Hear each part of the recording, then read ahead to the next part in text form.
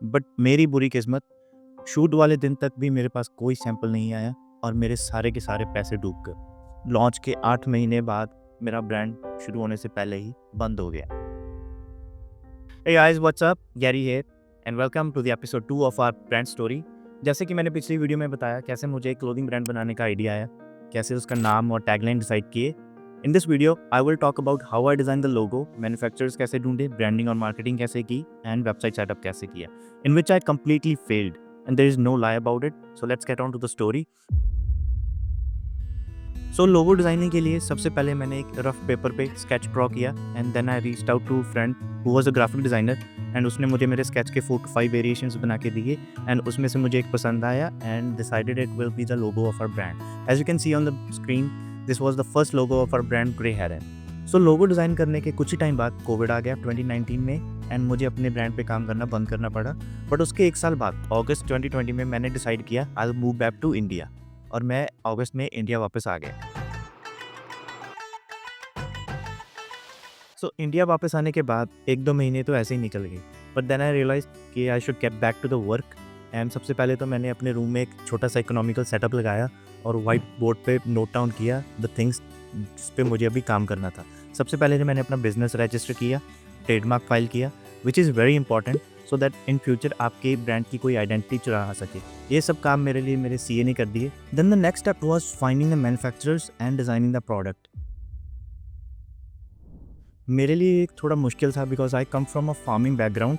तो मैंने इसके लिए सबसे आसान रास्ता चुना। मैंने अपने इंस्टाग्राम पे स्टोरी डाल दी that I am starting a clothing business and for that I need a clothing manufacturer. मेरी स्टोरी देखने के बाद मेरे एक दोस्त ने मुझे मैसेज किया that he know somebody who is into manufacturing business and उसने मुझे उस मैन्युफैक्चरर से कनेक्ट करवाया। वो कोई बड़ा मैन्युफैक्चरर नहीं था बट मुझे था कि मेरा काम चल जाएगा। इनिशियली उसने मेरी बहुत हेल्प की, जैसे कि प्रोडक्ट डिज़ाइनिंग में, फैब्रिक ढूंढने में एंड मैनी अदर थिंग्स। सब कुछ करने के बाद जब उसने मुझे पहला मेंस टी शर्ट का सैंपल भेजा, it was okay but needed some improvement.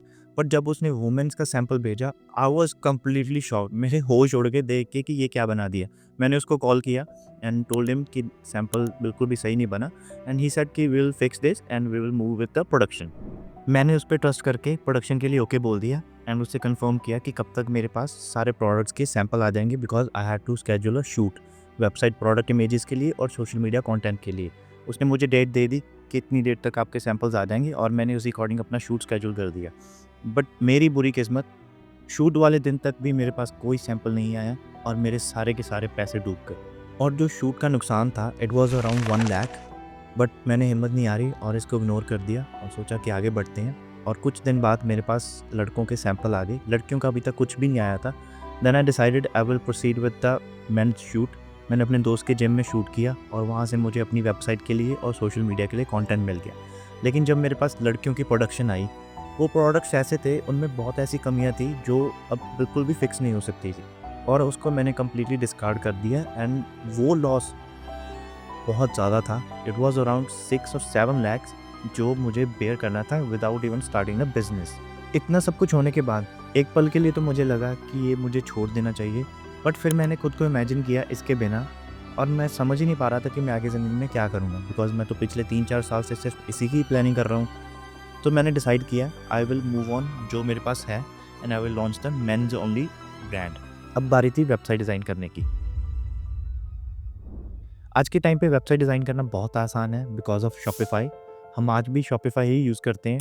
तो सबसे पहले मैंने डोमेन बाय किया, शॉपिफाई पे रजिस्टर किया, अपने प्रोडक्ट्स की इमेजेस डाली and that's it, my website was ready. ये सब करते करते 1 साल निकल गया and the year 2021 was about to end and I just wanted to get started. So without any marketing and branding, जनवरी 1 2022 में मैंने अपनी वेबसाइट लाइव कर दी and the only marketing was through my Instagram, जिस पे सिर्फ 400 फॉलोअर्स थे। वहाँ पे मैंने एक पोस्ट डाली that I have launched a clothing business, you can go and check out the website. I know बिना किसी ब्रांडिंग एंड मार्केटिंग के वेबसाइट लाइव करने के बाद रिजल्ट्स तो क्या ही आने थे, बट मेरा भी बैक एंड सेटअप था। मेरे पास वेबसाइट थी, मेरे पास प्रोडक्ट्स थे।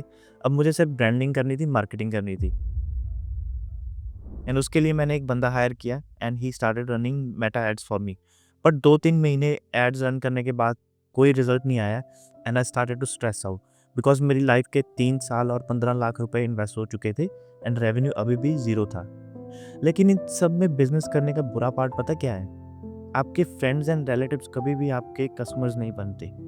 And this is true to everyone, ये आपके साथ भी हुआ होगा। एनीवेज, टाइम निकलता जा रहा था, so after few weeks I replace the guy and नया बंदा हायर किया मेटा एड्स के लिए। उसके आने के बाद रिजल्ट्स थोड़े बेटर हुए, हमें ऑर्डर्स आने शुरू हुए, but over the period eventually we were occurring losses because expenses ज़्यादा थे, रेवेन्यू कम था। एंड 3-4 महीने बाद we ran out of funds and I have to shut down my business. And this is how launch के 8 महीने बाद मेरा ब्रांड शुरू होने से पहले ही बंद हो गया। बट पिक्चर अभी बाकी है मेरे दोस्त। आगे कैसे मैंने इस ब्रांड को रिवाइव किया, जानने के लिए wait for our next video. Till then, stay strong, stay focused, stay motivated. Thank you.